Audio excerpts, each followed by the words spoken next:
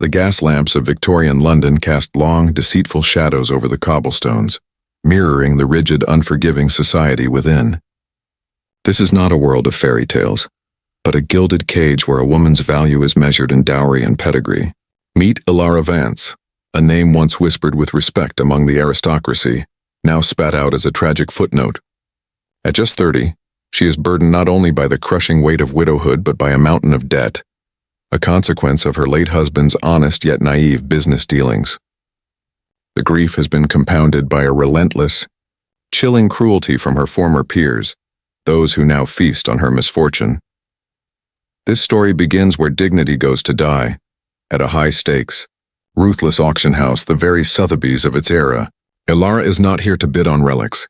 She is here to watch the final piece of her cherished past, a rare silver reliquary, be stripped away, her last tie to a life that evaporated in a puff of smoke and debt.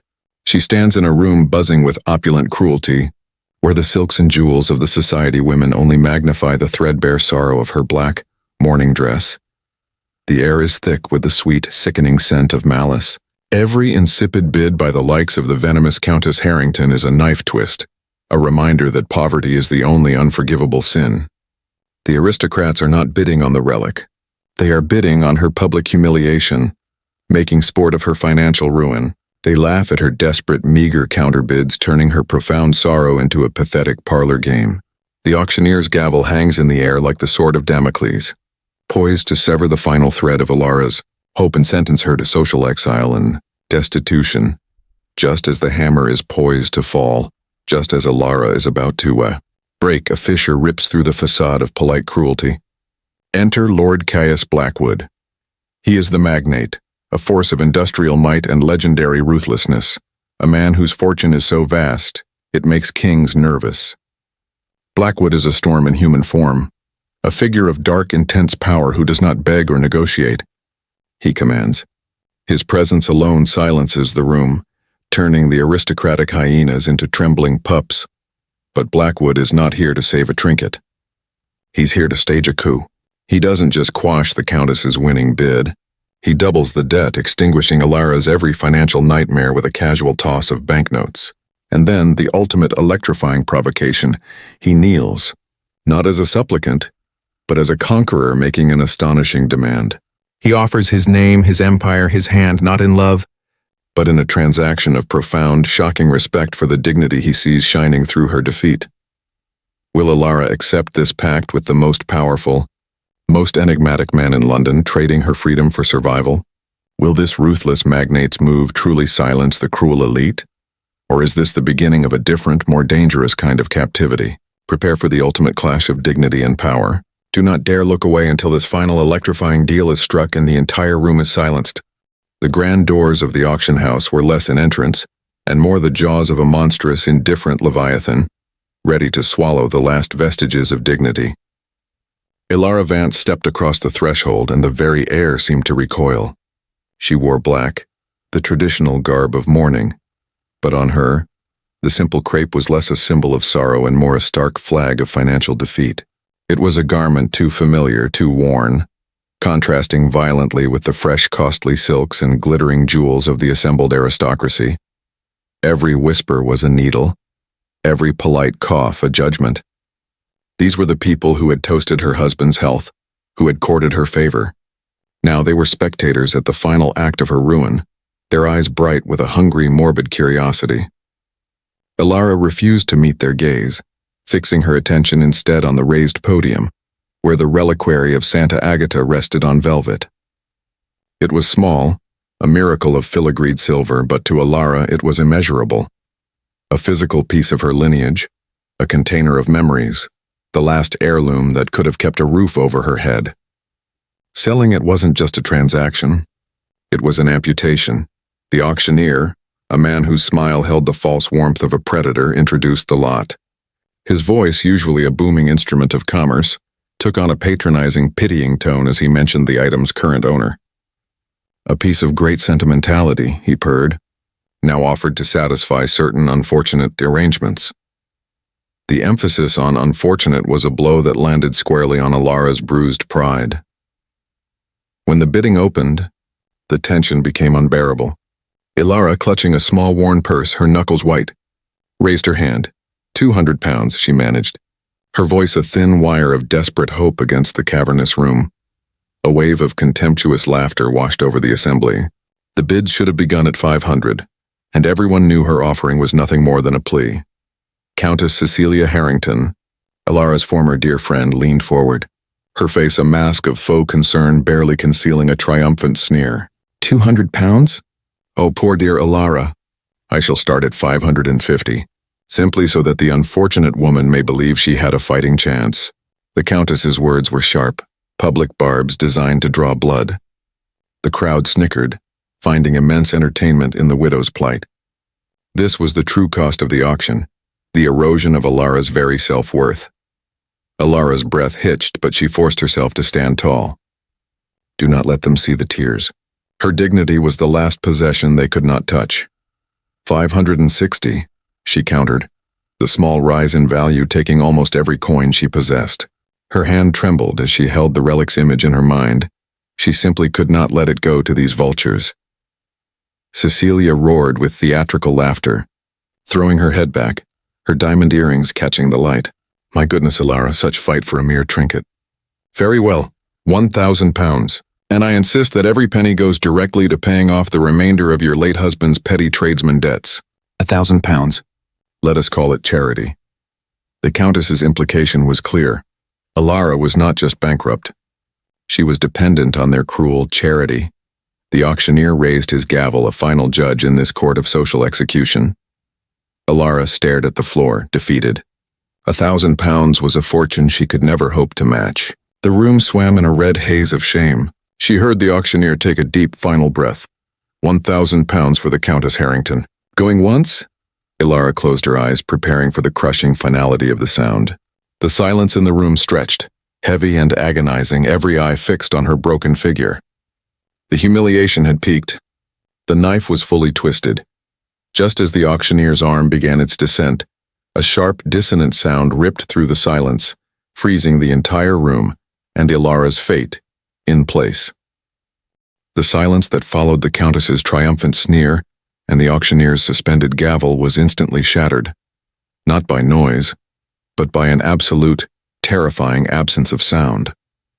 The massive oak doors at the back of the chamber had swung inward with a profound, echoing thud, and into the gilded sanctuary of London's elite walked a man who did not fit, yet commanded all the space. This was Lord Caius Blackwood. He wasn't merely wealthy. He was the embodiment of the Industrial Revolution, a fortune forged in iron and fueled by an uncompromising will. Every tailor's stitch on his bespoke black coat screamed power, a quiet, dangerous authority that made the room's dazzling plumage look like costume jewelry.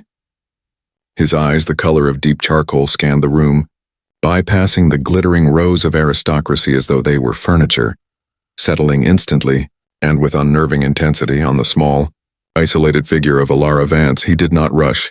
He walked with a predator's deliberate pace, his heavy boots clicking on the marble floor, a sound that, in the prevailing hush, was like the countdown to an execution. He stopped just short of the main circle, his presence a disruptive, colossal force. He ignored the auctioneer, who was frozen mid-swing, and the furious, bewildered face of the Countess Harrington. The debt? Blackwood's voice finally sliced through the air. It was deep, resonant, and devoid of any emotion, yet it held the absolute conviction of law. The debt incurred by the late Mr. Vance is 20,000 pounds. Is that not the required sum to finally, comprehensively and permanently settle this dreary affair? The auctioneer, finding his tongue, stammered, Lord Blackwood. Yes, precisely. 20,000. Blackwood cut him off with a dismissive wave, a gesture that encompassed the man, the auction, and the entire room. He reached inside his coat, not for a bidding paddle, but for a thick leather wallet, pulling out bundles of banknotes. Large, crisp, bank-fresh notes of 100 pounds, the sight of which made the eyes of every banker in the room widen in reverence and shock. 40,000 pounds, Blackwood stated, doubling the ruinous amount with a nonchalance that was breathtakingly insulting to the debtors. He tossed the stack of money onto the balustrade. The paper currency, usually treated with reverence, landed with a rude, heavy slap, silencing the last lingering murmurs. I quashed the debt, he announced. The whole of it. No more accounts, no more claims, no more auctions. The Countess Harrington erupted, her voice a shrill, hysterical squeak. Blackwood! You cannot! The item is mine! I bid £1,000. Blackwood finally turned his focus to her, his gaze utterly devastating. Madam, he said, his voice lowering to a dangerous growl, your paltry £1,000 was a jest. My £40,000 is a decree. You were bidding on a trinket. I am purchasing the finality of this woman's torment. The blood drained from the Countess's face. The silence returned, more profound than before. The auctioneer, clutching the gavel, was visibly shaking. But, Lord Blackwood, the poor man stammered, completely lost. If you are not bidding on the reliquary, then... For what purpose? What do you acquire for this astronomical sum? What is your demand? Caius Blackwood's gaze fixed once more on Alara. He slowly approached the podium, his shadow enveloping the delicate figure of the widow. He did not touch her, but the air between them became charged, electric. This was the terrifying moment of truth, where the magnate would reveal his monstrous price, the piece of flesh he sought. And then, he performed the unthinkable. In a world where men like him only bend the knee to royalty, Caius Blackwood slowly, deliberately knelt before Alara Vance. It was not a gesture of subservience, but of profound, shocking, and dangerous intent. Senior Vance, he said, his voice now softened, yet resonating with inescapable command. I have just purchased your freedom from destitution. I have silenced those who mocked you. Now I shall name my price. He extended his powerful, calloused hand toward her small, gloved one. I request your hand in marriage. The shock was a physical wave, causing gasps and shouts of scandal. A marriage proposal, a colossal fortune, a public kneeling. It was an audacious, almost illegal move in the rigidly codified society, one that treated a woman's hand as a commodity of land and title, not a spontaneous, terrifying bargain. Alara stared at his hand, a lifeline thrown by a pirate, a frightening choice between the abyss of poverty and an alliance with the devil of industry. The room, the world, waited for her verdict. The sound of Lord Blackwood's proposal, I request your hand in marriage, did not merely echo. It resonated in the deepest, most terrified chambers of Alara's soul. She stood, trapped in a spotlight of scandal, suspended between certain humiliating ruin and an astonishing, frightening proposition. The entire room, the auctioneer, the furious Countess Harrington, the rows of gaping socialites, had faded into a silent, judgment-filled blur. Only Blackwood mattered, kneeling before her, his powerful hand extended, a promise of salvation wrapped in the heavy chain of a strange, unforeseen bond. This was not romance. It was a terrifying transaction of life. He was offering more than just money. He was offering an impenetrable shield against the world that had just tried to devour her. But what was the price of being the wife of the ruthless magnate? She had been a widow, poor but autonomous. Now she was being offered wealth beyond measure, but potentially a cage of gold. A cascade of desperate thoughts flooded her mind. Accept and live, beholden to a stranger. Refuse and starve, proving Cecilia right. The shame of destitution was a palpable physical pain, a cold, empty feeling in her stomach that she knew would never leave her if she walked out of this room alone. Alara's gaze traveled past Blackwood to the reliquary on the stand. It was a symbol of her past, of a love that was gone and a life that was finished. To accept his hand meant sacrificing that past, but to refuse meant losing the future. She realized with a sudden, chilling clarity that this proposal was the first moment since her husband's death that she held the true power. Blackwood hadn't bought her. He had given her a choice, a chance to regain her voice in a room designed to silence her. He was waiting, showing no impatience, only a keen, almost predatory interest in her reply. He was a man who respected strength, not tears. She focused on his eyes. They were intense, challenging, but, to her profound surprise, devoid of lust or mockery. There was an unsettling respect there, a recognition of her inner fortitude during the barrage of humiliation. He saw her dignity and he valued it. This was not a courtship. It was an acknowledgement of an equal, fierce spirit. Alara straightened her back. The threadbare mourning dress felt like armor. She had been humiliated enough. She would not let fear dictate her answer. She would not crawl. If she was to be saved, she would command the terms of her salvation. She ignored the gasps of the crowd, ignoring the sputtering rage of the Countess. She looked directly at Caius Blackwood, and with a voice that was no longer a desperate plea but a clear, defiant bell she spoke. Lord Blackwood, she began, the formal address asserting her control over the moment. Your offer is generous. You offer to lift the burden of my debt, and for that I am grateful. I accept. A great collective exhale swept through the room, a mix of scandalized shock and titillated anticipation. However, Ilara continued, holding up a single slender finger, stopping his immediate triumphant rise. I am not an asset to be purchased at auction. I will take your hand, yes, but I do so with one crucial condition, a token of our alliance, not my surrender. Her eyes flickered to the shimmering silver reliquary. The reliquary must be returned to my possession immediately, not as a gift from a potential husband, but as a recognition that the woman you choose to marry is one who retains her cherished possessions. It is the symbol of my past, and you must respect it if you wish to share my future. The silence returned, waiting for the magnate's response to this final, audacious demand. Caius Blackwood, still kneeling, studied her face. A slow, subtle smirk, not cruel but approving, curled his lip. He was not insulted. He was impressed. She had taken his power play and countered it with her own. Done, Ilara Vance, he said, rising to his full, towering height. Your spirit, it seems, is worth far more than 40,000 pounds. She had chosen survival. And in doing so, she had for the first time chosen power. The shock was so profound, so utterly subversive of all societal norms, that the ensuing silence was more deafening than any riot. Ilara Vance stood, her hand resting firmly in that of Lord Caius Blackwood, the powerful, enigmatic magnate. She hadn't just accepted a proposal. She had dictated terms, turning a moment of extreme vulnerability into a declaration of independence. Caius Blackwood, true to his word and with the ruthless efficiency that defined his empire, did not waste a second. He did not smile, but his eyes held a flicker of deep satisfaction. He reached across the podium, took the silver reliquary from the auctioneer's trembling hands and presented it to Ilara. It wasn't a gentle offering. It was a coronation. Your possession, Senior Vance, he stated, his voice ringing with finality, a symbol of your will, and mine.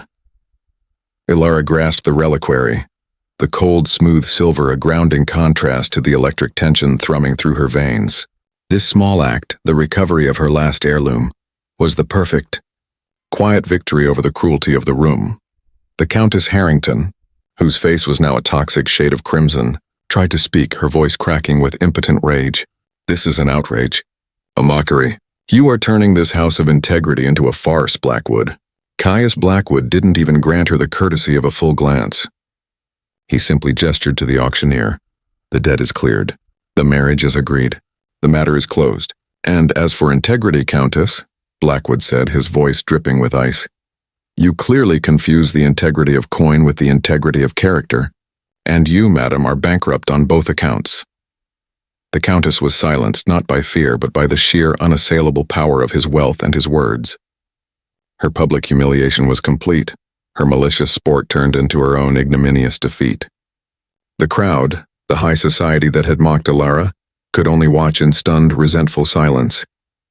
They had come for a spectacle of a widow's collapse. They witnessed the birth of a queen.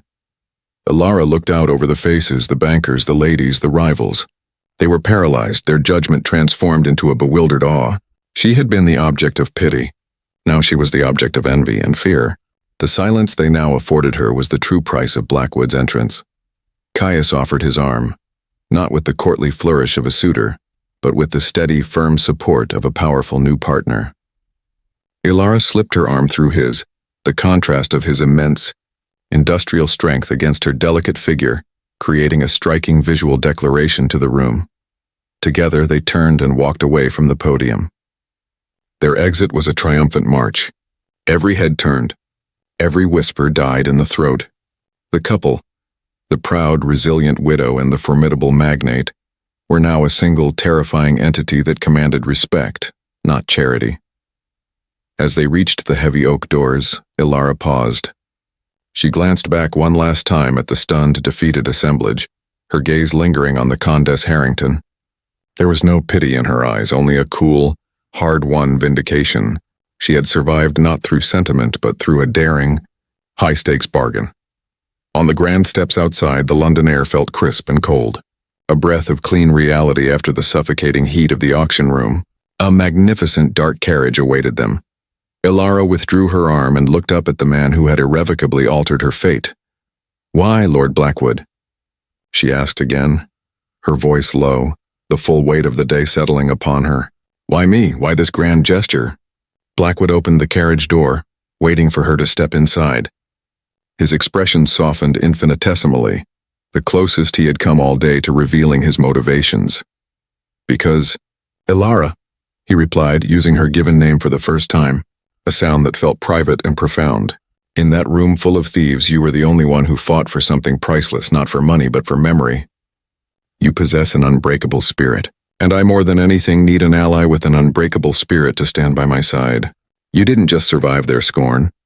You threw it back in their faces." He paused, his eyes holding hers with a dangerous promise. "You have something they could never buy, Ilara Vance, and now you belong to me." He assisted her into the luxurious, dark interior of the carriage.